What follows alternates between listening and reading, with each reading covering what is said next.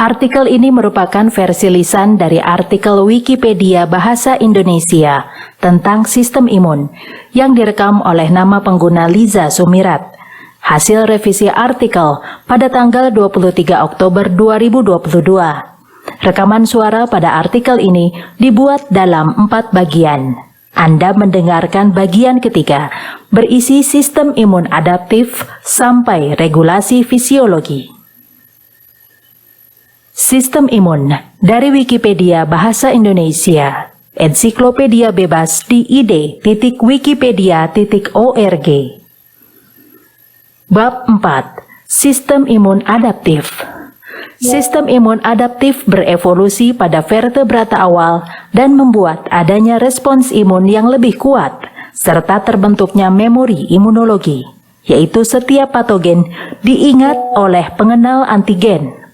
Respons imun adaptif bersifat spesifik terhadap antigen tertentu dan membutuhkan pengenalan antigen non-self tertentu selama proses yang disebut presentasi antigen.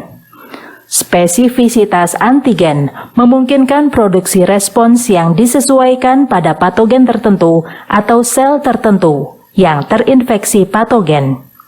Kemampuan tersebut dipelihara di tubuh oleh sel memori. Sel-sel memori ini akan segera memusnahkan dengan cepat patogen-patogen yang menginfeksi sel kembali di kemudian hari. Subbab 4.1. Imunitas diperantarai sel.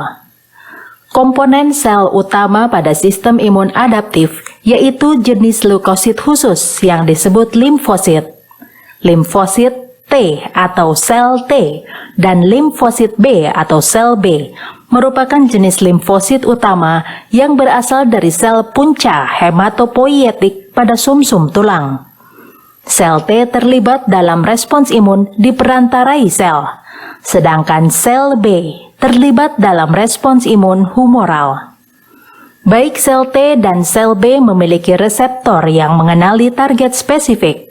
Sel T mengenali target non-self seperti patogen, tetapi hanya jika antigen telah diolah dan disajikan pada molekul kompleks histokompatibilitas utama atau Major Histocompatibility Complex, disingkat MHC. Sementara itu, reseptor antigen pada sel B yang merupakan suatu molekul antibodi pada permukaan dapat mengenali semua patogen tanpa perlu adanya pengolahan antigen. Tiap garis keturunan sel B memiliki antibodi yang berbeda, sehingga kumpulan reseptor antigen sel B yang lengkap mewakili semua antibodi yang dapat diproduksi oleh tubuh. Awalnya, subtipe sel T dibagi menjadi 2, yaitu sel T sitotoksik atau sel T pembunuh dan sel T pembantu. Namun seiring pesatnya penelitian imunologi pada dekade terakhir, banyak ditemukan jenis lain dari limfosit, misalnya sel T gamma delta. Sel T sitotoksik hanya mengenali antigen yang dirangkaikan pada molekul MHC kelas 1, sementara sel T pembantu hanya mengenali antigen yang dirangkaikan pada molekul MHC kelas 2. Dua mekanisme presentasi antigen tersebut memunculkan peran berbeda dua tipe sel T. Jenis lain sel T yang termasuk subtipe minor yaitu sel T gamma delta yang mengenali antigen yang tidak melekat pada molekul MHC. Subbab 4.2. Sel T sitotoksik.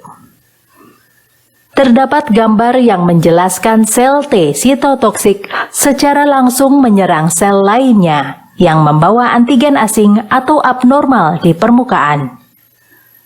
Sel T sitotoksik atau cytotoxic T lymphocyte CTL atau sel T pembunuh merupakan subkelompok dari sel T yang membunuh sel yang terinfeksi virus dan patogen lainnya, sel-sel yang rusak atau sel yang tidak berfungsi dengan baik. Sel T sitotoksik diaktifkan ketika reseptor sel T melekat pada antigen spesifik ini dalam sebuah kompleks dengan reseptor MHC kelas 1 dari sel lainnya. Pengenalan MHC antigen ini dibantu oleh koreseptor pada sel T yang disebut CD8. Sel T lalu berkeliling ke seluruh tubuh untuk mencari sel yang menyajikan antigen ini pada molekul MHC kelas 1. Ketika sel T yang aktif berikatan dengan sel yang demikian, sel T melepaskan protein sitotoksik seperti perforin yang dapat membentuk pori pada membran plasma target, membuat ion, air, dan toksin masuk ke dalamnya. Hal ini menyebabkan sel mengalami apoptosis. Sel T sitotoksik penting untuk mencegah replikasi virus. Pengaktifan sel T membutuhkan sinyal pengaktifan antigen atau MHC yang sangat kuat dan sinyal pengaktifan tambahan yang disediakan oleh sel T pembantu. Subbab 4.3 Sel T pembantu. Sel T pembantu atau T helper cell (TH) mengatur respons imun bawaan dan respon imun adaptif, serta membantu menemukan jenis respons imun pada patogen khusus. Sel tersebut tidak memiliki aktivitas sitotoksik dan tidak membunuh sel yang terinfeksi atau membersihkan patogen secara langsung, tetapi mereka mengontrol respons imun dengan mengarahkan sel lain untuk melakukan tugas tersebut.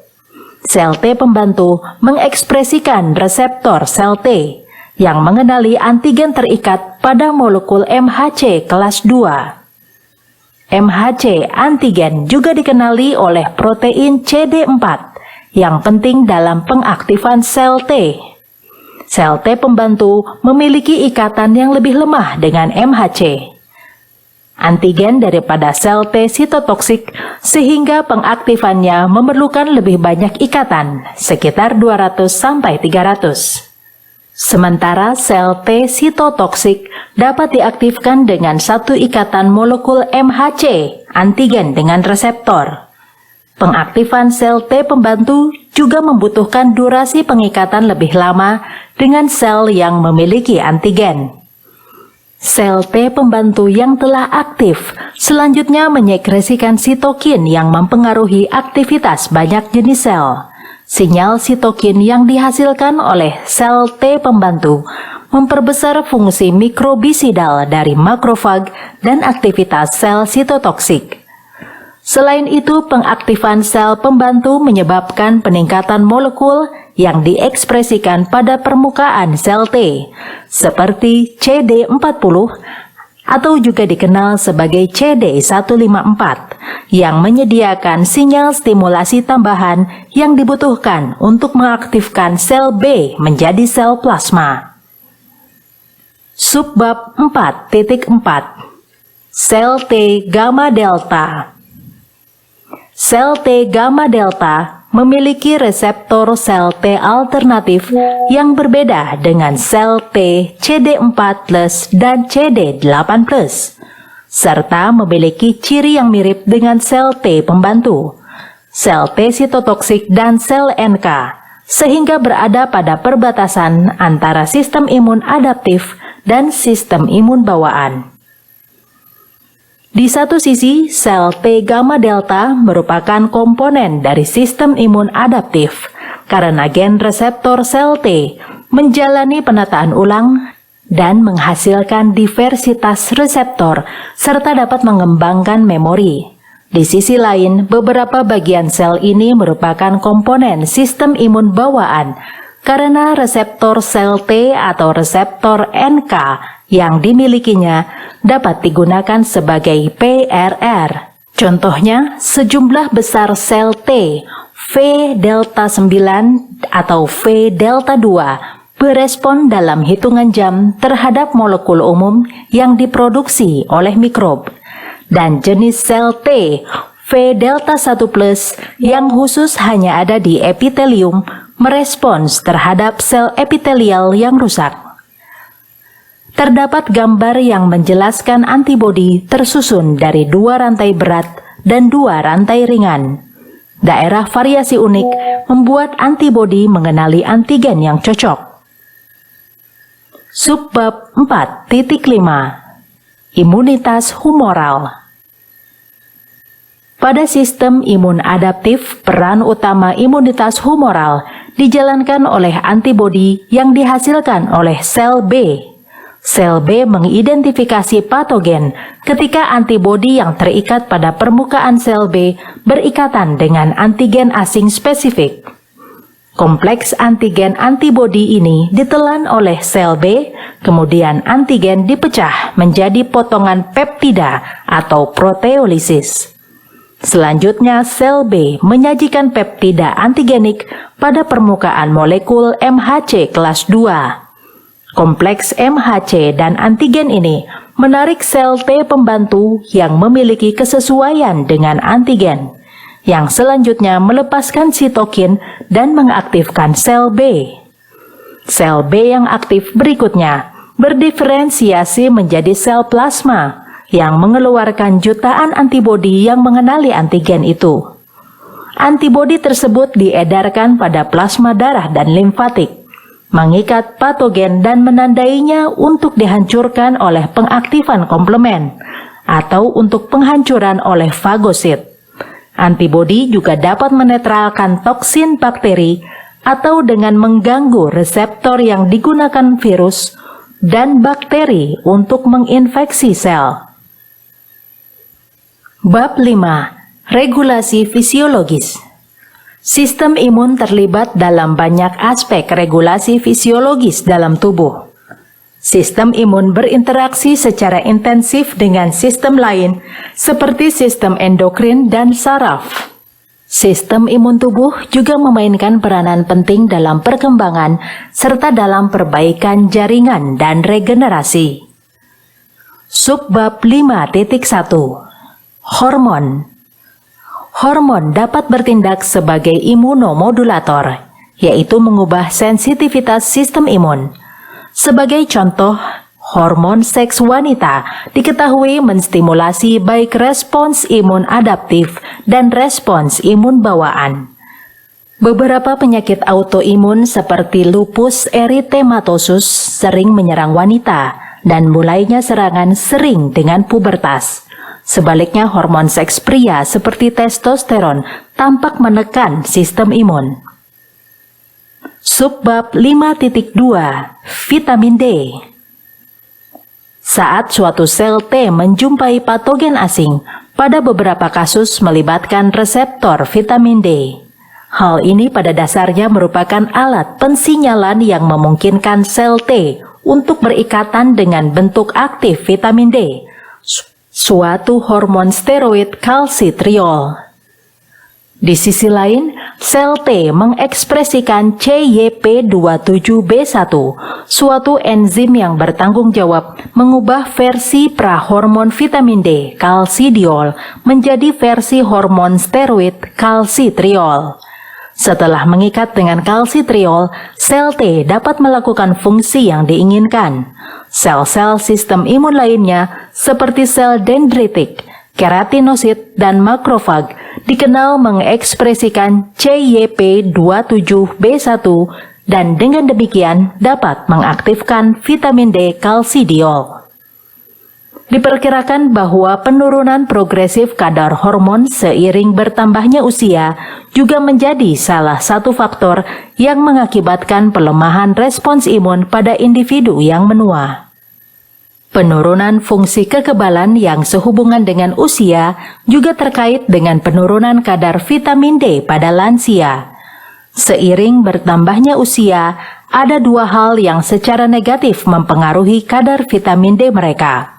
Pertama, mereka yang tinggal di dalam rumah akan lebih menurun tingkat aktivitasnya. Mereka mendapat lebih sedikit sinar matahari dan karenanya menghasilkan lebih sedikit kolekalsiferol melalui radiasi ultra ungu B. Seiring bertambahnya usia, kulit menjadi berkurang kemampuannya memproduksi vitamin D. Subbab 5.3. Tidur dan istirahat. Sistem imun bertambah dengan tidur dan istirahat.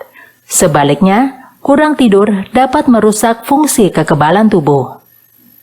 Putaran umpan balik melibatkan sitokin seperti interleukin 1 dan TNF-alfa yang diproduksi sebagai respons terhadap infeksi. Tampaknya juga berperan dalam pengaturan tidur non-REM atau non-rapid eye movement. Dengan demikian, respons imun terhadap infeksi dapat menyebabkan perubahan pada siklus tidur, termasuk peningkatan tidur gelombang lambat relatif terhadap tidur REM. Subbab 5.4 Nutrisi dan diet. Kelebihan gizi dikaitkan dengan penyakit seperti diabetes dan obesitas yang diketahui mempengaruhi fungsi kekebalan tubuh. Malnutrisi yang lebih sedang serta defisiensi mineral dan nutrisi tertentu juga dapat membahayakan respons imun. Demikian juga kekurangan gizi pada janin dapat menyebabkan kerusakan sistem kekebalan seumur hidup. Subbab 5.5 Perbaikan dan regenerasi. Sistem imun tubuh, khususnya sistem imun bawaan, memainkan peranan yang menentukan dalam perbaikan jaringan setelah cedera. Komponen kunci termasuk makrofag dan neutrofil, juga komponen seluler lainnya, termasuk sel P gamma delta, sel limfoid bawaan atau ILC, dan sel T regulator atau T-reg. Makrofag memainkan peran dominan dalam pemulihan homeostatis jaringan dengan membersihkan pecahan komponen seluler atau debris sel, renovasi matriks ekstraseluler atau extracellular matrix ECM, dan penyintesisan berbagai sitokin dan faktor pertumbuhan. Dalam konteks penyembuhan jaringan, sel T gamma delta epitel dendritik atau dendritic epithelial gamma delta T cell DETC merupakan bagian sel yang sudah dikarakterisasi dengan baik. DETC memiliki morfologi seperti sel dendritik pada kulit tikus dan mereka merespon dalam beberapa jam terhadap kerusakan jaringan kulit dengan mengeluarkan kemokin dan TNF-alfa untuk menarik makrofag. Selain itu, DETC mempercepat perbaikan jaringan dengan mensekresi faktor pertumbuhan dan sitokin seperti IGF-1, KGF-1, atau FGF7, KGF2 atau FGF10, IL-22, dan IL-17A. Plastisitas sel-sel imun dan keseimbangan antara sinyal proinflamasi dan antiinflamasi merupakan aspek penting dari perbaikan jaringan yang efisien. Ini merupakan penutup dari artikel lisan Sistem Imun bagian ketiga. Bagian rekaman selanjutnya, yakni bagian keempat dan merupakan bagian terakhir dari rekaman suara artikel ini, berisi gangguan pada imunitas, manipulasi pada kedokteran, sampai evolusi dan mekanisme lainnya. Rekaman ini dilisensikan dengan lisensi Creative Commons atribusi berbagi serupa 4.0. Tersedia di creativecommons.org/licenses/by-SA-4.0.